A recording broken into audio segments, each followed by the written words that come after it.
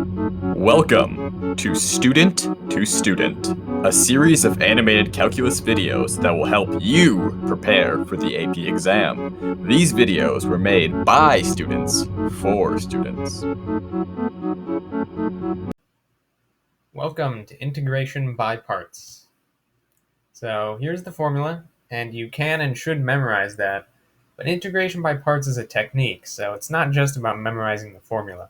You're going to need to know how to use it. Integration by parts is a technique for integration that you'll usually want to use after trying other integration methods like U substitution. We'll use integration by parts for integrals with two multiplied functions that are incompatible for other methods like U substitution. The real meat of integration by parts is in deciding what will be u and what will be dv,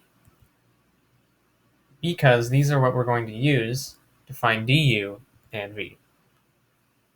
Now that's all well and good, but which one should be which? Well, since we're taking the derivative of u, you'll want to choose the function that will be easiest and most helpful to take the derivative of. You can use the Liate hierarchy as follows. Logarithmic, inverse trig functions, algebraic functions, trig functions, and lastly, exponential functions. Okay, that's a lot of words, so let's actually put this into practice. Here we have Part C of 2007 BC FRQ4. We are tasked with finding f of x while being given f prime of x, so we're going to use integration.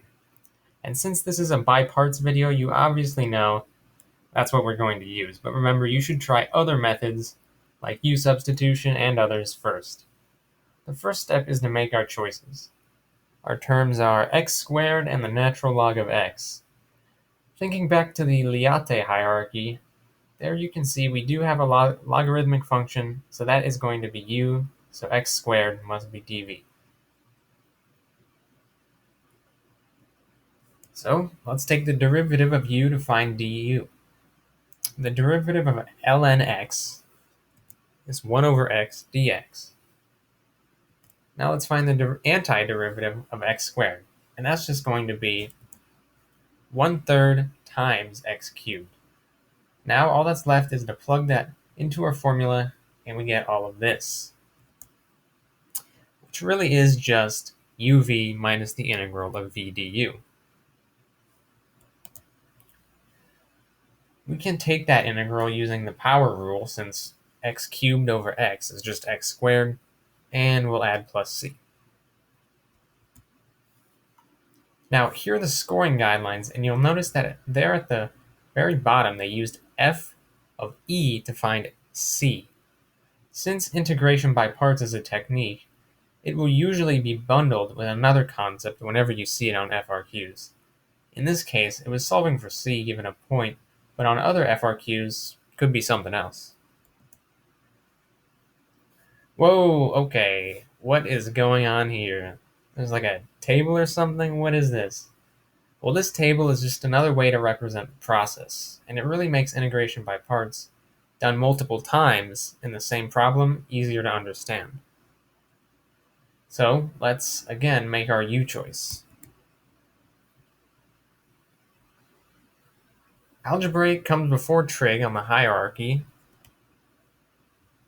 so our U is going to be x, and dv will be sine of 6x.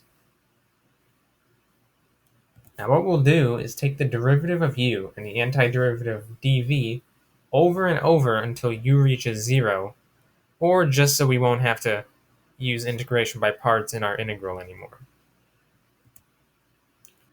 Next, we'll multiply u and v together like so, as well as the plus and minus on the left when necessary, just like we did in the last problem. What we end up with is this, and as you can see, that is B and the correct answer. What's important to understand here is that this is the same process we did in the previous question, just repeated, just illustrated in a different way. And it's much easier to do it this way when you would have had to take the derivative of u multiple times to get to a state where your derivative no longer requires integration by parts. And that alternating plus minus plus on the left there is just due to that minus in the original formula. Thanks for watching.